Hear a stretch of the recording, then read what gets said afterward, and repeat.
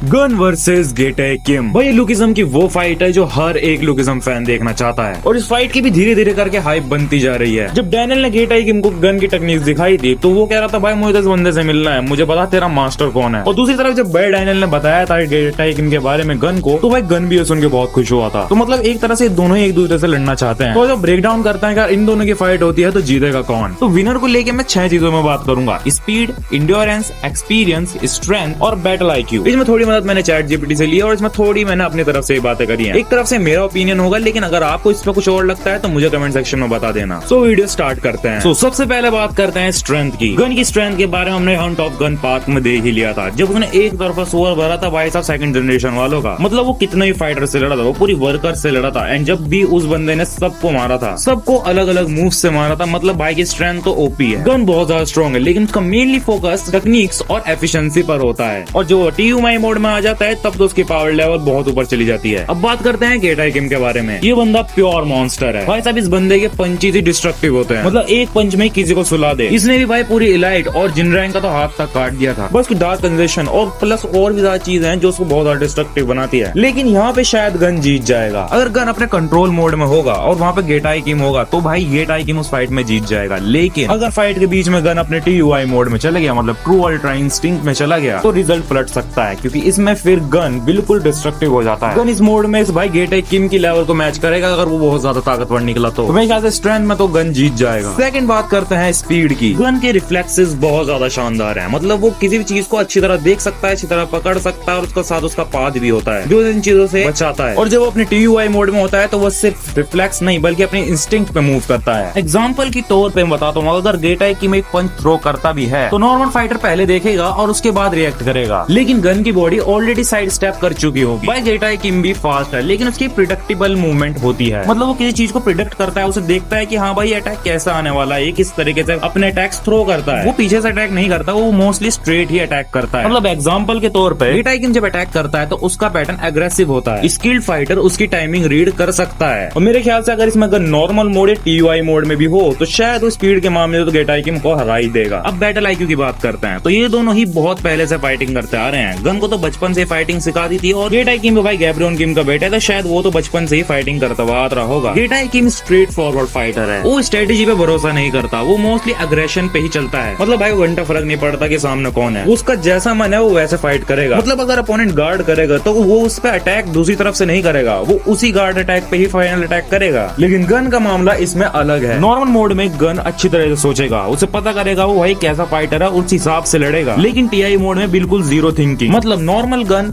Analyse करेगा उसके बाद अटैक करेगा, लेकिन TUI गन बिना सोचे एक परफेक्ट अटैक करेगा। तो मेरे ख्याल से भाई बैटल आईक्यू में तो गन बिल्कुल ही जीतेगा। अगर फाइट के अंदर गेटे किम थोड़ा सोच समझ के लड़ता है तो भाई वो इस फाइट में जीत सकता है, बिकॉज उसकी डिस्ट्रक्टिव स्ट्रेंथ की वजह से। लेकिन अगर वो कुछ सोच समझ के फाइट नहीं करता तो भाई इसमें बिल्कुल गन पार्क जीत रहा है बिना किसी दिक्कत के। अब बात करते हैं इंड्योरेंस की। मेरे ख्याल से भाई इसमें तो ज्यादा सोच समझने की जरूरत नहीं पड़ने वाली, क्योंकि रिसेंट चैप्टर में हमने गेटे किम की इंड्योरेंस देखी है। मेरे ख्याल से भाई वो आसमान छू रही है। बचिंग पार्ट ने उस पर बहुत ज्यादा घातक अटैक करे थे भाई साहब, डैनियल ने भी उस पर बहुत ज्यादा घातक अटैक करे थे, लेकिन जब भी वो बंदा खड़ा हो गया था। इंड्योरेंस के मामले में तो भाई गेटे किम बहुत ज्यादा ताकतवर है, लेकिन अगर गन की बात करें तो भाई उसने भी सेकंड जनरेशन से बहुत ज्यादा लड़ा था। मतलब भाई उसकी इंड्योरेंस भी बहुत हाई लेवल की थी, लेकिन आखिरी में जाके भाई उसे भी TUI मोड यूज करना ही पड़ गया। कह सकते हैं कि गन इंड्योरेंस के मामले में तो शायद हार ही जाएगा, क्योंकि उसकी इतनी इंड्योरेंस नहीं है कि वो भाई इन सब से लड़ सके। लेकिन भाई गेटे किम की इंड्योरेंस है कि वो इन सब से लड़ लेगा। तो इंड्योरेंस के मामले तो भाई गेटे किम जीत जाएगा।